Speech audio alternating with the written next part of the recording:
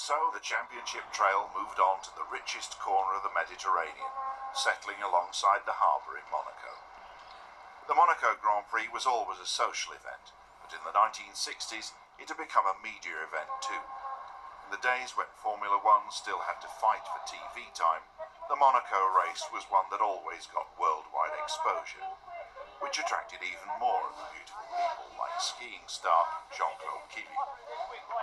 Francois Sever's film star looks made him at home in Monaco, but as Beltoise and Gethin of BRM found out, so long as you were a driver, you didn't have to look like Steve McQueen.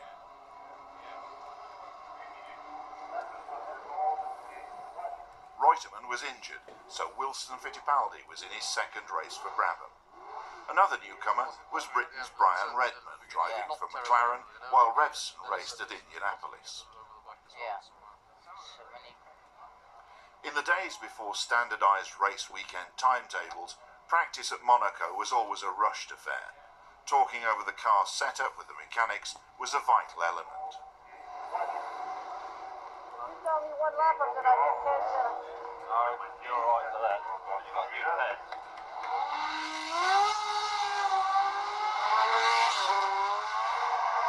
The track at Monaco is totally unique. It's a throwback to the 1920s, when races ran through city streets to demonstrate the speed and excitement of cars that were only available to the privileged few. The first Monaco Grand Prix was run in 1929.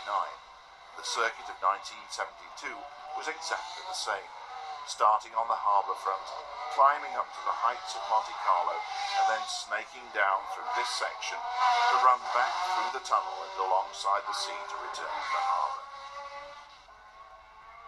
This corner used to be the station hairpin, but in 1972 the station had gone.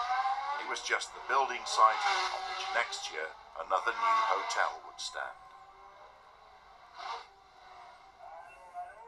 With practice over, Fittipaldi was on pole ahead of Ickx. Regazzoni's Ferrari was next, followed by Beltoise in his BRM. On race day, however, he and the rest of Monaco woke up to pouring rain. But for him, it was to be the brightest day of his life. Controlling the V12's power superbly, he took the lead from the start and dominated the race. Behind him, every other driver had to drive into a curtain of spray that obscured everything. The spray only fell back on the slowest parts of the course, like the old station hairpin. But on these corners, there was always the danger of applying too much power too soon and spinning off.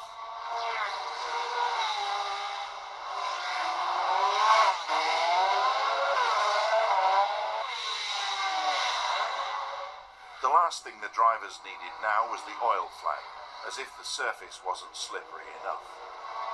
Through it all, Beltoise drove fast but carefully, knowing that because overtaking is so difficult, the leader at Monaco always has the advantage. It wasn't all gentlemanly, however, as he explained after the race. He was on my way. It was impossible to overtake, you see. So that was the only way to overtake him, to catch him. You pushed him over to the side. Yes. The victim of the push, Schenken in the Surtees. Behind Beltoise, wet weather specialists Ickx and Stewart struggled to keep up, and the whole field fought against an excess of power for the conditions. Even Jackie Stewart had a spin, but mercifully not in front of the cameras. Mike Beutler wasn't so lucky, and even the winner had his hairy moments.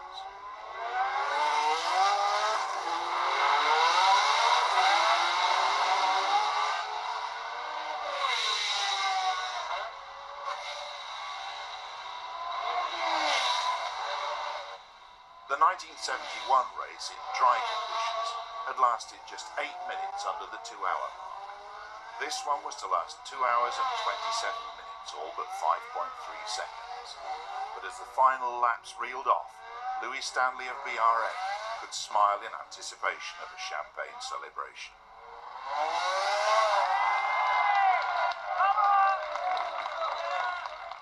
This was to be Jean-Pierre Beltoise's only Grand Prix win, but it would go down among the truly historic driving performances.